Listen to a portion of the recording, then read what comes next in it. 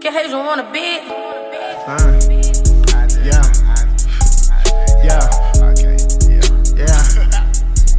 Yeah.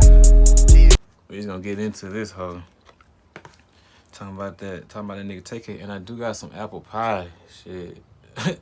This kind of a long video, so I'm gonna be munching. I ain't gonna try to be too loud. We're gonna get into that bit. When it comes to crash outs, few can compare to the one and only Tay-k, who not only crashed the GOAT, he did the race. Just recently, the 24-year-old was sentenced to forever. Well, not literally, but by the time he's eligible for parole, he'll either be dead or close to it. And in this video, we're going to break down Tay-k's infamous case, along with the series of unfortunate events that left the 16-year-old in a cell responsible for 2 murders. Kevin Beverly, who went by the name KD, was a Compton Crip, while Jolena McIntyre, who went by the name Nina, was a Long Beach Crip. The two would meet in high school in the early 90s, and in the year 2000 would have a baby named Tamor McIntyre, who would later be known as Tay-k. His father would wind up in prison, while his mother was in and out of jail struggling with addiction. Tay-k would grow up in and out of foster care, where he'd suffer abuse along. I ain't gonna say it kind of all makes sense, but like, coming from a household like that, I can kind of understand what might lead him to do what he did. With his siblings. He'd be returned to his mother, only to be taken away again as she went back to jail. This cycle would continue as Tay-k moved from Long Beach, California to Las Vegas, Nevada. His mother would be arrested again, finding herself in a new jail, while Tay-k in a new home. It wasn't until his father's release from prison that his father would move the family down to Arlington, Texas. Reunited with his father and relocated to a more suburban environment, you'd think Tay-k would finally have a chance to thrive now that his family was back together. But by now, Tay-k was claiming his mother's set, Baby Insane Crip. Tay-k wasn't old enough to have been put onto the set in Long Beach, meaning he wasn't officially jumped in, but who could tell Tay-k he wasn't official? He came from a Crip family, with both parents still actively banging. In Texas, Tay-k would take up an interest in music before finding himself wanting to become a rapper. Tay-k would become a member of Daytona Boys, a rap group with his 2 friends, Eric Johnson, who went by the name Santana Sage, and Jalen Bell, who went by the name Pimpies. Building up a local fan base, things took a turn for the Daytona Boys in 2016. 20-year-old Sarah was the designated driver for her friends on New Year's Eve. She attended the University of North Texas and was enrolled in the radio, television, and film program. Pulling up to a stoplight, another vehicle pulled up alongside hers. The other vehicle contained multiple males who began making derogatory comments to Sarah and the other females in her vehicle. A male in Sarah's car defended the females, and that's when gunshots rang out. Sarah was shot in the head, lost control of the vehicle, and hit another car before crashing into a pole. Tay-k, who was only 15 years old at the time, was later identified as being in the suspect vehicle. This would be the first murder he'd be connected to, but he'd never face charges. Instead, a 21-year-old Marine named Eric Johnson was taken into custody at his base and later arrested for killing Sarah.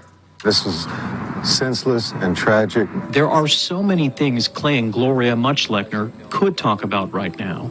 Couldn't go to sleep.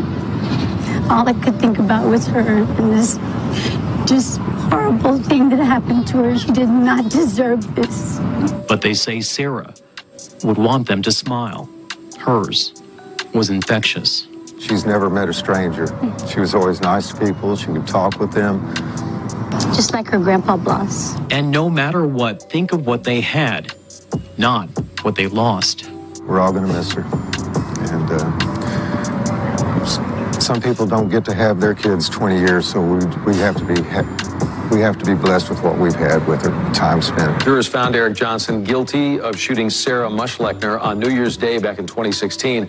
The Denton County District Attorney confirmed on Twitter that Johnson will be eligible for parole based on the sentence after serving 22 years of the 44 I mentioned. The jury could have sent him to prison for life. 6 months later, Tay-k would make a decision that would forever alter his life. 17-year-old Zachary Bello and 21-year-old Ethan Walker were roommates in Mansfield, Texas. Zach's girlfriend believed the two were selling drugs and decided to plan a robbery on her own boyfriend. Word would get to 16-year-old Tay-k, who then recruited a team to get the job done. 3 girls went to the house, all aware of what was about to happen. As they spent time with the 2 roommates, they unlocked the doors to the house and the 4 robbers let themselves in. Over the next few minutes, Zach would be hit in the head with brass knuckles and shot in the shoulder, while Ethan was shot in the chest and left on the ground, gasping for air. Ethan would later die, and Zach knew he was set up by the girls because when the robbers walked in, the girls just got up and walked out, not even acting scared or surprised. But nobody planned for a double shooting or for Ethan to die. Police would quickly identify everyone involved, with Tay-k being arrested at only 16 for participating in the home invasion robbery turned murder. Released on house arrest, Tay-k would cut off his ankle monitor and go on the run. A month later, 23-year-old Mark Saldivar was shot and killed in a Chick-fil-A parking lot.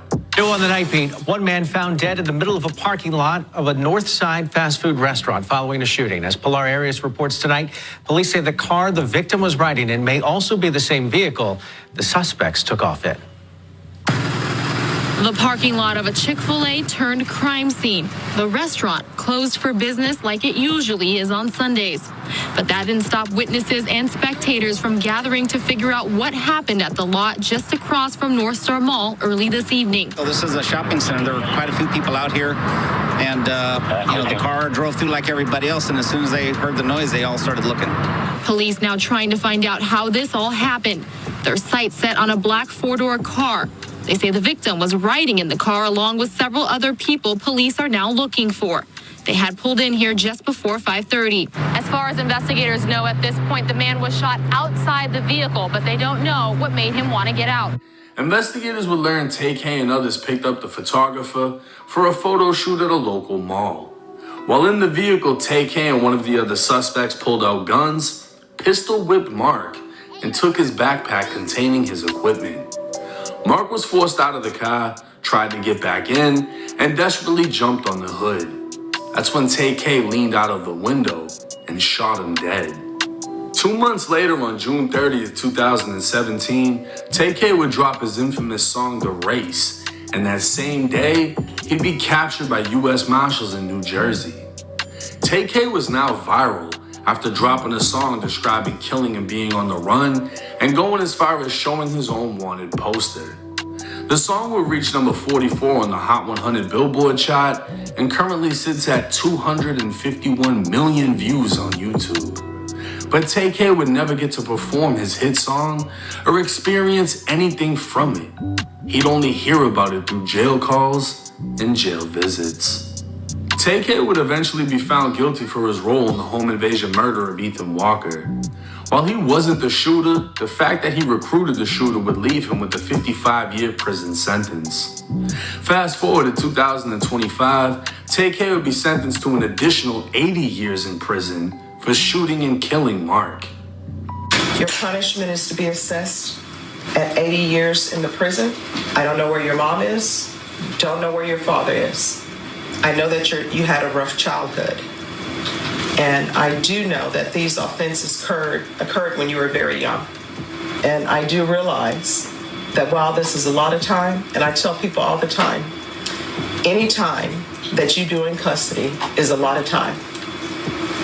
But by that same token, you're still alive. And what the state has said is true. You're still alive. You can still better yourself. If you end up in prison for the rest of your life, you're still alive. You still can improve yourself. Your family can still visit you. But the complainant in this case is deceased. 24-year-old Tay-k has been sentenced to a total of 135 years in Texas State Prison. His sentencing will be run concurrent, meaning his 55-year sentence has pretty much been overruled by his 80-year sentence. Under Texas law, he'll be eligible for parole in his 60s. Things have already been rough for him, judging by the scar on the side of his neck that appears to be a slash from a razor. While his crimes can't be minimized, his life must be analyzed. Tay-k was born to two gangbanging parents, raised in and out of foster care, and became a product of his parental influence. At only 16, far from mentally developed, he made choices that have essentially ended his ability to experience a life in freedom. He's been deemed a threat to society, and now knowing his childhood, it can be determined he really never had a chance to live peacefully in society. One can only hope he finds peace in prison, learns from his mistakes, asks forgiveness from his victims' families, and lives long enough to make parole. This is the reality of being a crash out, and he is a living example of what any teen could be if you're following down a similar path. Now, as sad as Tay-k's case is, it's even sadder what happened to Sarah, Zach, Ethan, Mark, you know what I mean? And when you hear what happened to them, you really lose any sympathy for him. This was a 16-year-old who was doomed from the start, that grew up to two gangbanging parents that didn't do shit for him, didn't provide anything for him.